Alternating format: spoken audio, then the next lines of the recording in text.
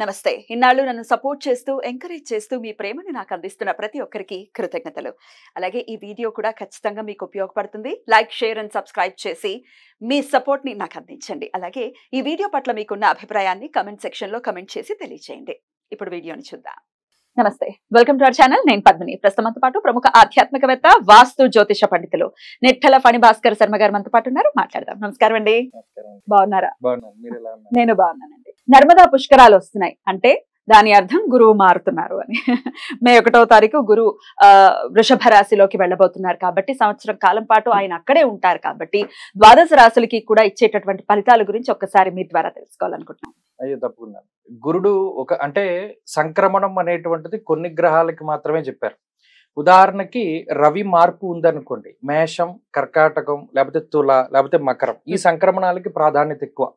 కర్కాటక సంక్రమణం దక్షిణాయనం, మకర సంక్రమణం ఉత్తరాయణం, అలాగే తులా సంక్రమణంలో ఉన్నప్పుడు కార్తీక మాసం, మేష సంక్రమణంలో ఉన్నప్పుడు వైశాఖ మాసం, చాలా ప్రాశస్త్యమైనటువంటి రోజులు. అలాగే మకరంలో ఉన్నప్పుడు కూడా ఈ కావేరీ నదిలో స్నానం చేయమంటారు. మరలా అటువంటి ప్రాశస్త్యం కలిగిందే గురుడి యొక్క మార్పు. ఈయన ఇప్పుడు మేషరాశి నుండి వదిలిపెట్టి కృత్తిక నక్షత్రం 2వ పాదమైనటువంటి వృషభ రాశిలోకి ఆయన సంచారం చేస్తూ ఉన్నారు. గురుడి మార్పు అనేటువంటిది చాలా ముఖ్యం. ఎందుకంటే ఈ దేవగురువు అయినటువంటి బృహస్పతి ఒక రాశిని వదిలిపెట్టి వేరే రాశిలోకి వెళ్ళినప్పుడు ఈ నది అనేటువంటి దానికి ప్రాముఖ్యత వస్తుంది. ఎలా దానికి అనుసంధానం అయ్యింది అంటే పూర్వపు కాలం ఋషులు ఏం చేశారంటే ఏ నదిలో ఎప్పుడెప్పుడు శక్తి ఉంటుంది అనేటువంటి దాన్ని పసిగట్టి అది ఒక గ్రహం మార్పు ద్వారా కలుగుతుంది అనేటువంటి దానికి అనుసంధానం చేసుకుంటూ వచ్చారు. ఇప్పుడు తులారాశిలో రవి ఉన్నప్పుడు కావేరీ నదిలో చేసినటువంటి స్నానానికి ప్రాముఖ్యత ఎక్కువ. ఆ శక్తి అంతా ఆ నదిలో ఉంటుంది. అలాగే మకర సంక్రమణం జరిగినప్పుడు ప్రయాగలో చేసేటువంటి స్నానానికి ప్రాశస్త్యం ఉంటుంది. అలా ఒక్కొక్క కాలానికి సంబంధించినటువంటి రహస్యాన్ని వాళ్ళు గ్రహానికి ముడిపెట్టి చెప్పారు. ఇప్పుడు గురుడు ఉన్నారు, యజన కీర్తి గృహ కాంచన పుత్ర వస్త్ర అశ్వాది కారకుడు గురుడు.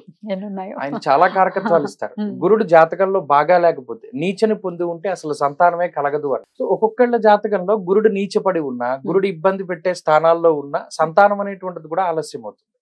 నర్మదా నదికి ఒక శక్తి వస్తుంది. ఎప్పుడు 1వ తారీఖు నాడు మధ్యాహ్నం 1 గంట, సరిగ్గా 1 గంటకి ఆయన వృషభ రాశిలో కనుక కృత్తిక 2వ పాదంలోకి వెళుతున్నప్పుడు ఆ ముక్కోటి దేవతలు వచ్చి ఆ నర్మదా నదిలో స్నానం చేస్తారు.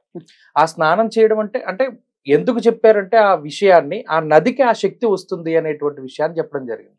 సో ఎప్పుడైతే ఆ పుష్కరుడు ప్రవేశించినటువంటి టైం నుండి మనం స్నానం చేస్తామో 12 రోజుల ఎఫెక్ట్ ఉంటుంది. కాబట్టి ఈ 12 రోజుల పాటు ఆ నదికి ఒక ప్రత్యేకమైన పవర్ ఉంటుంది. అందులోనూ అఘమర్షణ స్నానం అనేటువంటిది చెప్పారు. అనగా ఏదైనా ఒక నదికి గాని, పుణ్యనదికి గాని, పుష్కరానికి గాని వెళ్ళినప్పుడు సంకల్పపూర్వకంగా స్నానం చేయాలి. సంకల్పం చెప్పుకోకుండా చేస్తే అది మలమర్షణ స్నానం అవుతుంది. అంటే శరీరాన్ని శుద్ధి చేసుకోవడమే అవుతుంది కానీ అఘమర్షణ ప్రయోజనం ఉండదు. ఎలా సంకల్పం చెప్పుకోవాలి? ఉదాహరణకి మనం అక్కడికి వెళ్ళినప్పుడు మన జన్మాంతరాల్లో చేసినటువంటి పాపాలను పోగొట్టుకోవడానికి మయ ఆలోచిత అనాలోచిత సమస్త దుష్కర్మ దోష నివారణార్థమనో, లేకపోతే జనరల్ గా మనం ప్రతిరోజు చెప్పుకునేటువంటి సంకల్పం ఏదైతే ఉంటుందో ఆ సంకల్పపూర్వకంగా చెప్పాలి. అలాగే మనం ఇప్పుడు ఏం చెప్తాం, మేము గోదావరి జిల్లాలో ఉంటే మేరోహ దక్షిణ దిగ్భాగే శ్రీశైలసి ఈశాన్య ప్రదేశే అంటాం. అలాగే అక్కడ ఉన్న వాళ్ళైతే ఆ సంకల్పం చెప్పుకోవాలి. అలా ఏదైనా ఒక బ్రాహ్మడు అక్కడ లోకల్ గా ఉండేటువంటి వారిని వాళ్ళు చక్కగా జరుగుతుంది, శాస్త్రోక్తంగా జరుగుతుంది. అది అఘమర్షణము అన్నారు. అంటే పాపాలని పోగొట్టేటువంటి స్నానము. అక్కడ దాకా వెళ్ళలేని వాళ్ళకి ఇంకో ప్రత్యామ్నాయం ఏమైనా ఉందా? ఉంటుంది. ఏదైనా మంత్రపూర్వకంగా చేయొచ్చు. గంగే యమునే కృష్ణ గోదావరి సరస్వతి మనం చెప్తాం. లేదా అక్కడికి వెళ్ళిన శక్తివంతులు ఎవరైతే ఉంటారో వారు చాలా మంది ఇప్పుడు సహాయం చేసే ప్రవృత్తి ఉన్నారు.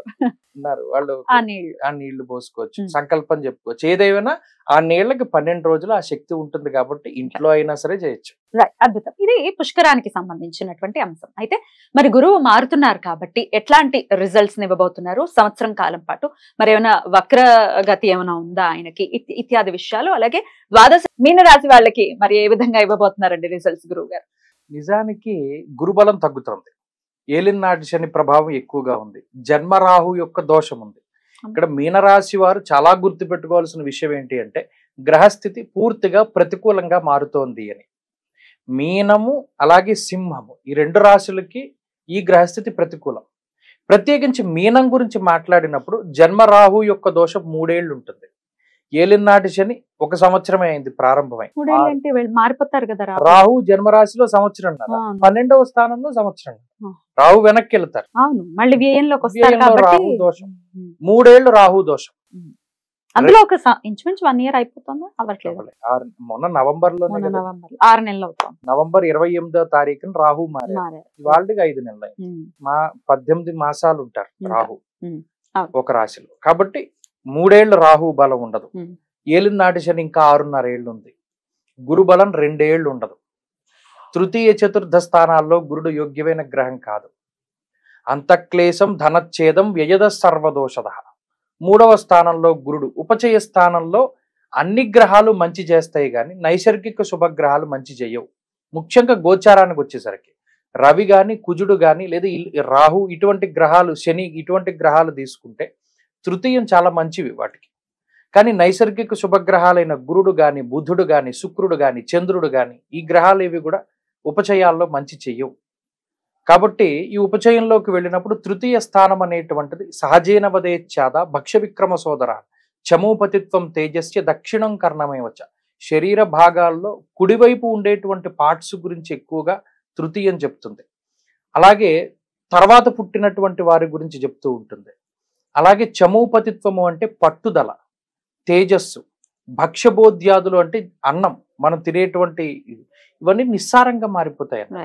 అంటే ఎక్కువ మీనరాశి వారికి ఏమవుతుంది, జన్మరాహువు వ్యయశని, దీనివల్లే నిద్రాసౌఖ్యం ఉండదు, భోజన సౌఖ్యం ఉండదు, ఇంట్లో ఉండడానికి అవకాశం ఉండదు, కుటుంబానికి దూరంగా గడపవలసి రావడం, అలాగే కొంత మానసిక భయం, ఇవన్నీ కూడా ఉంటాయి అన్నారు. కాబట్టి ఇవి దృష్టిలో పెట్టుకోవాలి. ఇందులో ఏ ఫలితం మాట్లాడినా అనవసరంగా భయపెడుతున్నారు అన్నదే వస్తుంది. ఇండికేషన్స్ చెప్పటం గురించే. కాబట్టి ఒక 2 సంవత్సరాల పాటు గ్రహస్థితి బాగాలేదు, అయితే ఇక్కడ ఒక వెసులుబాటు ఉంది. ఇది అంతా గోచారం. జాతకంలో ఉన్న దశాంతర్దశలు గనక బాగుండుంటే వారికి ఈ దోషాలు అనేటువంటిది వర్తించవు సాధ్యమైనంత వరకు. కాబట్టి జాతకం బాగుండాలి, అప్పుడు మాత్రమే ఈ ఫలితం తక్కువగా ఉంటుంది. లేని పక్షంలో ఇది నెగిటివ్ గా ఉంది, 2 ఏళ్ళు బాగాలేదు అనే దృష్టిలోనే ఉండాలి. దీనికి సంబంధించినటువంటి పరిహారాలని ఖచ్చితంగా పాటించుకోవాలి. అందులో ప్రధానంగా గురు జపం, మూల మంత్రం ఏదైతే వేదంలో చెప్పబడి ఉన్నదో బృహస్పతి అతయదర్యో అర్హ జమద్విభాతి అనేటువంటి మంత్రం 16,000 జప సంఖ్య. దాన్ని జపం చేసుకుని దానాలు ఇవ్వడం, అలాగే గురువారాలు నిష్టగా ఉండడం, గురుచరిత్ర పారాయణ చేయడం, దక్షిణామూర్తి ఆరాధన చేయడం, శనగలు గాని పసుపు రంగులో ఉండే పళ్ళు గాని వస్త్రాలు గాని వీటితో దానం చేస్తూ ఉండడం, ఇలా చేయగలిగితే అప్పుడు గురుబలం పెరుగుతూ ఉంటుంది. జాగ్రత్తలు ఇండికేషన్ ఇస్తూ ఉంటుంది గ్రహస్థితి. ఖచ్చితంగా దాని రీత్యా మనం ఖచ్చితంగా నడుచుకున్నట్టయితే ఎంతో కొంత మార్పు అయితే ఉంటుంది. అయినా భగవంతుడు ఉన్నాడు అనేది త్రికరణ శుద్ధిగా నమ్మిన నాడు వాడే చూసుకుంటాడు. రైట్ అండి, చాలా అద్భుతంగా ద్వాదశ రాశులకి కూడా ఈ గురువు యొక్క మార్పు రీత్యా వచ్చేటటువంటి ఫలితాల గురించి తెలియజేశారు. కృతజ్ఞతలండి. నమస్కారం.